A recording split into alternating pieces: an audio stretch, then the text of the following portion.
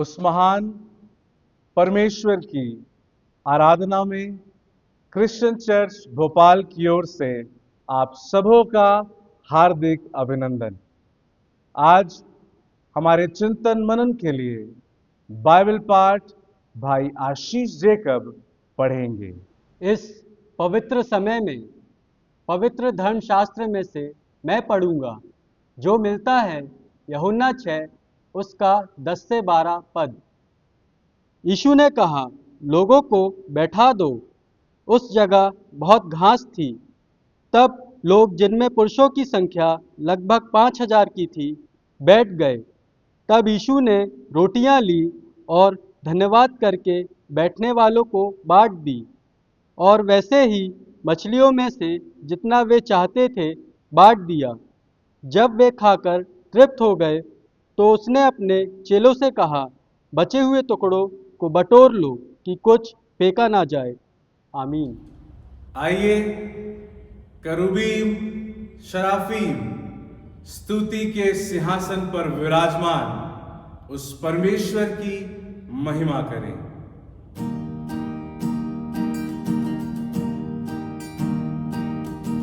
खुल जाएंगी किताबें जब भी हिसाब होगा, इंसाफ का तराजू यीशु के हाथ होगा। खुल जाएंगी किताबें, आजा अभी भी मुड़ कर, यीशु बुला रहा है। आजा अभी भी मुड़ कर, यीशु बुला रहा है। वरना ये याद रखना, वरना ये याद रखना, तेरा ही नाश होगा। इंसाफ का तराजू यीशु के हाथ होगा। खुल जाएंगी किताबें। हम जहां भी हैं, बड़ी दुआ के साथ परमेश्वर के वचन को आदरणीय बिशप डॉक्टर विपिनलाल जी के द्वारा सुनेंगे। Thank you pastor Pagare, thank you Ashish. पहला सामुएल उसके दूसरा अध्याय में हन्ना के गीत में हन्ना ने कहा कि यहोवा के तुल्य कोई नहीं। वही हन्ना कहती है कि खुदा तू कंगालों को घूरे में से, धूल में से तू खड़ा करने वाला परमेश्वर है।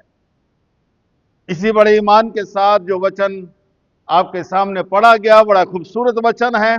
हमने अपनी जिंदगी में कई बार इसे सुना है कि प्रभु यीशु मसीह के जीवन का एक बहुत बड़ा आश्चर्य कर्म है, जहां पर प्रभु यीशु मसीह ने 5 रोटी और 2 मछली के द्वारा हजारों लोगों को खिलाया, और हजारों लोगों ने यीशु मसीह के साथ में न केवल वचन सुना, परंतु समय आया कि प्रभु यीशु मसीह ने उन पर तरस खाया, उनके लिए खाने और पीने का भी प्रबंध किया। लेकिन आज की सुबह जिस वचन पर मैं आपका ध्यान आकर्षित करना चाहता, उसके 11वें पद में लिखा हुआ है कि तब यीशु ने रोटी ली और धन्यवाद करके बैठने वालों को बांट दी, और वैसे ही उसने मछलियों में से जितना वे चाहते थे बांट दिया। जब मैं इस वचन को पढ़ रहा था तो मुझे बड़ा आनंद आया, बड़ी आशीष मिली, बड़ा उत्साह बड़ा अच्छा लगा कि कलाम में लिखा है कि जितना वो चाहते थे। और आज मेरे मनन का विषय भी यही है कि जितना हम चाहते हैं। पुराने एहदनामे से लेकर नए एहदनामे तक आप पढ़ेंगे परमेश्वर के बारे में कि हमारा परमेश्वर हमारी उम्मीद और कल्पनाओं से बढ़कर काम करने वाला परमेश्वर है। और जब जब परमेश्वर ने अपने लोगों को दिया तो बहुतायत के साथ में दिया। आप पुरानी नियम के एक एक कैरेक्टर को पढ़ना, उसमें आप पाएंगे कि परमेश्वर ने न केवल इब्राहिम को, परंतु इब्राहिम के बाद से परमेश्वर ने जितने भी लोगों को परमेश्वर ने आशीष से दी, लिखा हुआ है कि उसने बहुतायत के साथ में उसने आशीष से दी, चाहे वो नबी हो, चाहे वो राजा हो या परमेश्वर के लोग हो। इसलिए नए अहदनामे में जब हम आते हैं तो पढ़ते हैं कि परमेश्वर का पुत्र प्रभु यीशु मसीह केवल संसार में जीवन देने के लिए नहीं आया, लेकिन खुदा के कलाम में लिखा है कि तुम जीवन पाओ और बहुतायत का जीवन पाओ, कि जितना आप चाहते हैं कि आपके लिए परमेश्वर करे, जितना आप परमेश्वर से चाहते हैं, लिखा कि जितना वो चाहते थे। इसको समझने के लिए हम दूसरा राजा की किताब उसका 4था अध्याय को जब आप पढ़ेंगे तो पाएंगे कि उसके 4थे अध्याय में एलिशा के बारे में दिया गया है। और एलिशा के पास में भविष्यवक्ताओं के चेलों में से एक स्त्री, जिसका पति जो भविष्यवक्ता था वो मर गया, वो एलिशा के पास में दुहाई देकर कहने लगी कि मेरा पति परमेश्वर का भय मानने वाला था, परंतु ले लिखा है कि पर वो कर्जदार था और उसे इस बात का दुख है, उसे इस बात का रंज है। वो कहती है कि मेरे पति ने जिस व्यक्ति से कर्ज लिया था वो व्यक्ति आकर मेरे दोनों बेटों को मेरे घर से ले जाकर गुलाम बनाएगा, दास बनाएगा। एलिशा ने कहा कि तेरे घर में क्या है? कलाम में लिखा है कि उस स्त्री ने कहा कि मेरे घर में केवल एक हांडी तेल को छोड़कर कुछ भी नहीं है। एलिशा उस स्त्री से कहता है कि इससे पहले कि परमेश्वर तुझे आशीष दे, इससे पहले कि परमेश्वर तेरे घर में एक बड़ा आश्चर्य कर्म करे, इससे पहले कि परमेश्वर अपने आप को तुझ पर प्रकट करे, कलाम में लिखा एलिशा ने कहा कि तू अपने पड़ोसियों के घर में जाना, जितना यहां लिखा हुआ है जितना बर्तन तू बटोर सकती है उतना बर्तन अपने घर में ले आना, और उन बर्तनों को एक कमरे में ले जाकर जो हांडी का तेल तेरे पास में है उसे उंडेलना, उसमें शुरू करना, और जब तेरा बर्तन भर जाए तो उस समय में तेल अपने आप बंद हो जाएगा। ये तो उस समय की घटना है, लेकिन वचन में लिखा हुआ है कि जितना बर्तन तू बटोर सकती है, ये आशीष पाना ये आपके और मेरे हाथ में है। हम कितनी आशीष परमेश्वर से पाना चाहते हैं, किस प्रकार की आशीष परमेश्वर से पाना चाहते हैं, हमारे आशीषों के पीछे हमारे जीवन का अभिप्राय क्या है, उन आशीषों के पीछे हम क्या चाहते हैं, ये परमेश्वर जानता है। लेकिन वचन में लिखा है जितना बर्तन तू बटोर सकती है उसे अपने घर में ले आ। और वचन में लिखा वो स्त्री अपने बच्चे के साथ में अपने पड़ोसियों के घर में जहां तक उससे बर्तन मिल सकता था बर्तन को बटोर कर अपने घर में ले आई है। मेरे जिस मित्रों, खुदा के कलाम में लिखा है कि यीशु हजारों की भीड़ में है, उनकी भूख को तृप्त करना चाहता है, उन्हें आशीष देना चाहता है, लेकिन कलाम में लिखा कि रोटियों के बाद में वे जितना चाहते थे उतनी रोटी और मछली लोगों को दिया, और उसके 12वें पद में लिखा हुआ है कि लोग तृप्त हो गए। आज के दिन में हमारे जीवन में एक बड़ा प्रश्न है कि जब भी हम परमेश्वर के समीप जाते हैं किस उम्मीद के साथ में जाते हैं, जब भी हम परमेश्वर से मांगते हैं हमारा बर्तन कितना बड़ा होता है। ये जो बर्तन है हो सकता है हमारा विजन हो, हमारा दर्शन हो, ये जो बर्तन है हो सकता है हमारी सेवाएं हो, ये बर्तन है हो सकता है हमारा परिवार हो। कल के दिन में एक जवान लड़के से मेरी बातचीत हो रही थी, मैंने उससे पूछा बेटा क्या करते हो, तो कहने लगा कि बोले अंकल मैं एक छोटा सा व्यवसाय करता हूं।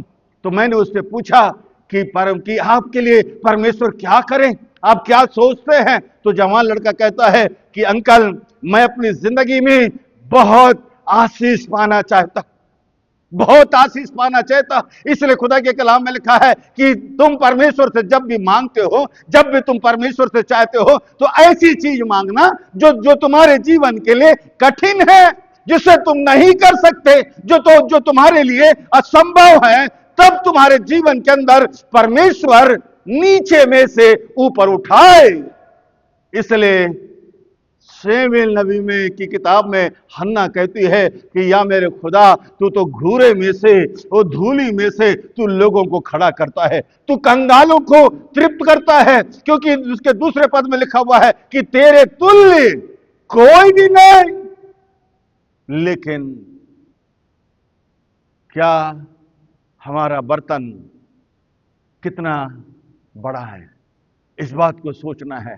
विलियम कैरी जब हिंदुस्तान में आया, उसके पास में कुछ नहीं था, लेकिन उसका दर्शन बड़ा था। विलियम कैरी जब हिंदुस्तान में आया, उसकी अपनी कोई संपत्ति नहीं थी, लेकिन एक बड़े दर्शन के साथ में, एक ने बुलाहट के साथ में हिंदुस्तान में आया। और एक छोटी शुरुआत उसने जरूर की, एक छोटी शुरुआत उसने जरूर की, लेकिन खुदा के इस कलीसिया के इतिहास में विलियम कैरी के बारे में लिखा हुआ है कि परमेश्वर ने उसे इतनी आशीषें उसे दिया कि न केवल लोगों के बीच में शिक्षा का, लेकिन परमेश्वर के वचन का अनुवाद का, और न जाने कितने कार्य उसने अपने जीवन के अंदर किया। वही विलियम कैरी, जब एक धनाढ्य व्यक्ति ने उसे अपने घर में नेवता में बुलाया एक बड़े मेहमान के रूप में, और विलियम कैरी की निंदा करते हुए विलियम कैरी से कहने लगता है कि ये विलियम कैरी जो जूतों को बनाता है, मोची का काम करता है। तो विलियम कैरी कहता है, मैं केवल जूतों को सुधारता हूं, लेकिन बनाने का काम परमेश्वर करता है। यहां लिखा है यीशु मसीह ने जितना वो चाहते थे, इसका रहस्य यह है, जितना आप चाहते थे, इसका मतलब है आशीषों का देने वाला आपके सामने खड़ा है, आशीषें उसके हाथ में है, वो आशीषें देना चाहता है, और आशीषों का पाने वाला आप और मैं है कि हम परमेश्वर से कितना चाहते हैं। इसलिए प्रभु यीशु मसीह ने कहा कि जो कुछ तुम बोगे वही काटोगे। वही प्रभु यीशु मसीह कहता है कि मैं तुम्हारे लिए क्या करूं। और यीशु मसीह के इस बड़े प्रभावी वचन में, आज के दिन में, जिस बात के लिए मैं प्रोत्साहित होता, जिस बात के लिए मैं प्रेरित होता हूं कि जितना मैं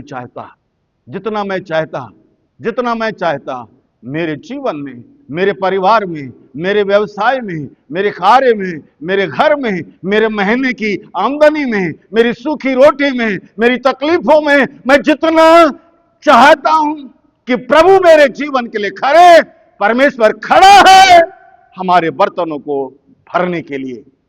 जब भी हम प्रभु के पास में जाएं, अपने बर्तनों के आकार को बड़ा रखें, अपने बुलाहट को बड़ा रखें, अपने विजन को बड़ा रखें, अपनी उम्मीद को बड़ा रखें, और उसी उम्मीद के साथ में प्रभु के पास में जाएं। परमेश्वर एक हांडी तेल से अनेकों बर्तनों को भरने की सामर्थ्य आज भी रखता है। आइए हम प्रार्थना करें। हमारे घरों की हालत क्या है, जीवन की हालत, परिवार की हालत क्या है? जितना आप चाहते हैं, हमारे जीवित अनुग्रहकारी प्रभु हम पर अनुग्रह करना, ताकि जब भी हम तेरे पास में आए, बेशक हमारे जीवन के अंदर निराशा हो, लेकिन उस निराशा में भी हमारी उम्मीद प्रभु यीशु मसीह में बड़ी हो। अनुग्रह कर, हर एक को आशीष दे, प्रभु यीशु के नाम से मांगते, आमीन। परमेश्वर पिता, पुत्र, पवित्र आत्मा हम सबों को आशीष दे, ताकि हम जब भी प्रभु के पास में जाएं, अपने जीवन में हमेशा बड़ी चीज की मांग करें। आमीन।